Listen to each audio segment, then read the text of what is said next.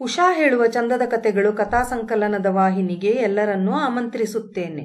ದಶಾವತಾರದ ಕಥೆಗಳಲ್ಲಿ ದೇವತೆಗಳು, ದಾನವರ, ದೈತ್ಯರ ಪ್ರಸ್ತಾಪವಿರುತ್ತದೆ. ಈ ಎಲ್ಲ ದೇವತೆಗಳ, ದಾನವರ, ದೈತ್ಯರ, ನಾಗಗಳ ಹುಟ್ಟಿಗೆ ಕಾರಣ ಕಶ್ಯಪ ಬ್ರಹ್ಮ ಎಂಬ ಸಪ್ತರ್ಷಿಗಳಲ್ಲಿ ಒಬ್ಬರು. ಇವರ ಬಗ್ಗೆ ಸ್ವಲ್ಪ ವಿವರಣೆ ನೀಡುವುದರಿಂದ ದಶಾವತಾರದ ಕಥೆಗಳು ಚೆನ್ನಾಗಿ ಅರ್ಥವಾಗುತ್ತವೆ. ಮೊದಲು ಈ ಬ್ರಹ್ಮಾಂಡದಲ್ಲಿದ್ದುದು ತ್ರಿಮೂರ್ತಿಗಳಾದ ಬ್ರಹ್ಮ, ವಿಷ್ಣು, ಮಹೇಶ್ವರರು. ಬ್ರಹ್ಮದೇವರು ಜೀವರಾಶಿಯ ಹುಟ್ಟಿಗೆ ಕಾರಣವಾದರೆ, ವಿಷ್ಣು ಜೀವರಾಶಿಯನ್ನು ಕಾಪಾಡಲು ಮತ್ತು ಮಹೇಶ್ವರರು ಜೀವಿಗಳ ಅಂತ್ಯ ಮಾಡಲು ಕಾರಣೀಭೂತರಾದರು. ಬ್ರಹ್ಮದೇವರು ಸೃಷ್ಟಿ ಕಾರ್ಯ ಸರಾಗವಾಗಿ ಆಗಲಿ ಅಂತ ಅನೇಕ ಮಾನಸ ಪುತ್ರರನ್ನು ಸೃಷ್ಟಿಸಿದರು.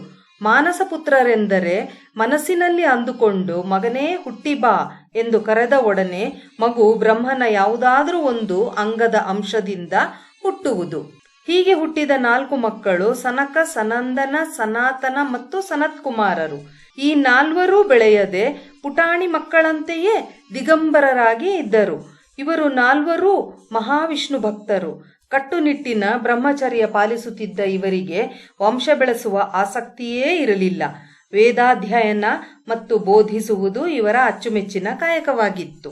ಇದರಿಂದ ಬ್ರಹ್ಮ ಮತ್ತೆ 9 ಜನ ಮಾನಸ ಪುತ್ರರನ್ನು ಸೃಷ್ಟಿಸಿದರು.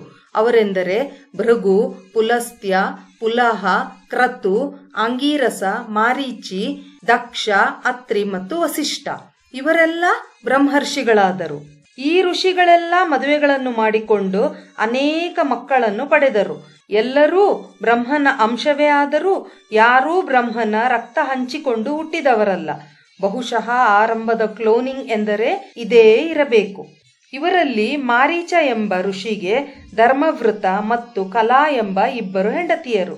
ಇವರಲ್ಲಿ ಕಲಾ ಅನೇಕ ಮಕ್ಕಳೊಂದಿಗೆ ಕಶ್ಯಪ ಬ್ರಹ್ಮನಿಗೆ ಜನ್ಮವಿತ್ತರು. ಕಶ್ಯಪರನ್ನು ಎಲ್ಲಾ ದಾನವರ, ಅಸುರರ, ದೈತ್ಯರ, ನಾಗಗಳ, ಯಕ್ಷ, ಕಿನ್ನರರ, ದೇವತೆಗಳ, ಸುರರ, ಆದಿತ್ಯರ, ಪ್ರಾಣಿಗಳ ಮತ್ತು ಮನುಷ್ಯರ ತಂದೆ ಎಂದು ಹೇಳಲಾಗುತ್ತದೆ.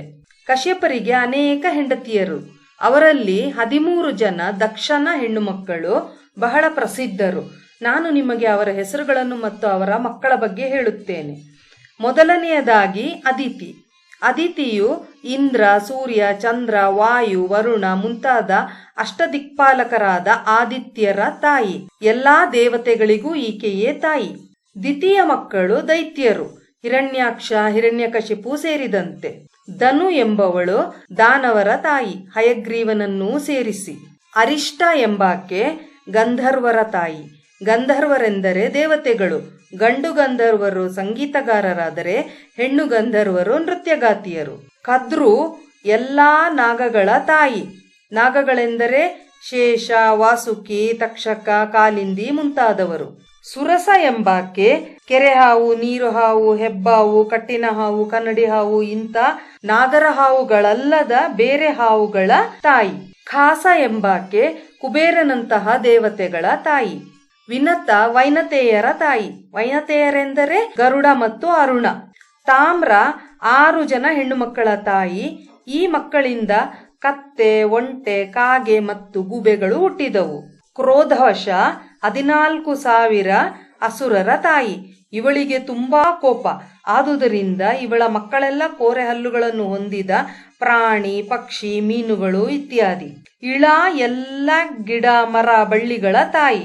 ಮುನಿ ಎಲ್ಲ ದೇವಲೋಕದ ಅಪ್ಸರಾ ಸ್ತ್ರೀಯರ ತಾಯಿ. ಸುರಭಿ ಹಸು ಮತ್ತು ಎಮ್ಮೆಗಳ ತಾಯಿ. ಮುಂದೆ ವಾಮನಾವತಾರದ ಸಮಯ. ವಾಮನನ ತಂದೆ ತಾಯಿ ಕಶ್ಯಪ ಮತ್ತು ಅದಿತಿಯರಾಗುತ್ತಾರೆ. ಒಮ್ಮೆ ಕಶ್ಯಪರು ಒಂದು ಯಜ್ಞ ಮಾಡುತ್ತಾರೆ. ಆಗ ಯಜ್ಞದಲ್ಲಿ ಹವಿಸ್ಸನ್ನು ಅರ್ಪಿಸಲು ಸಾಕಷ್ಟು ಹಾಲು ಮತ್ತು ತುಪ್ಪ, ಬೆಣ್ಣೆ ಇರಲಿಲ್ಲ. ಆಗ ಅವರು ವರುಣನನ್ನು ಪ್ರಾರ್ಥಿಸುತ್ತಾರೆ. ವರುಣ ಅವರಿಗೆ ಒಂದು ಕಾಮಧೇನು ಹಸುವನ್ನು ನೀಡಿ ಯಜ್ಞ ಮುಗಿಯುವವರೆಗಷ್ಟೇ ಈ ಹಸುವನ್ನು ಉಪಯೋಗಿಸಬೇಕು, ಆಮೇಲೆ ಅದನ್ನು ತನಗೆ ಹಿಂತಿರುಗಿಸಬೇಕು ಎಂದು ಒಪ್ಪಂದ ಮಾಡಿಕೊಳ್ಳುತ್ತಾರೆ. ಆದರೆ ಕಶ್ಯಪರಿಗೆ ಈ ಹಸುವಿನ ಮೇಲೆ ಮೋಹ ಹುಟ್ಟುತ್ತದೆ. ಹಸುವನ್ನು ಹಿಂದಿರುಗಿಸಲು ಮನಸ್ಸೇ ಬರಲಿಲ್ಲ. ವರುಣ ಕೇಳಿದರೆ, ನಾನೊಬ್ಬ ಬ್ರಾಹ್ಮಣ, ಬ್ರಾಹ್ಮಣರಿಗೆ ಕೊಟ್ಟ ವಸ್ತುವನ್ನು ತಿರುಗಿ ಕೇಳಬಾರದು, ಅದು ನಿನಗೆ ಶ್ರೇಯಸ್ಕರವಲ್ಲ ಎಂದು ಹೇಳಿಬಿಟ್ಟರು. ದಿಕ್ಕು ಕಾಣದೆ ವರುಣ ಬ್ರಹ್ಮದೇವರಲ್ಲಿ ದೂರು ಕೊಟ್ಟರು.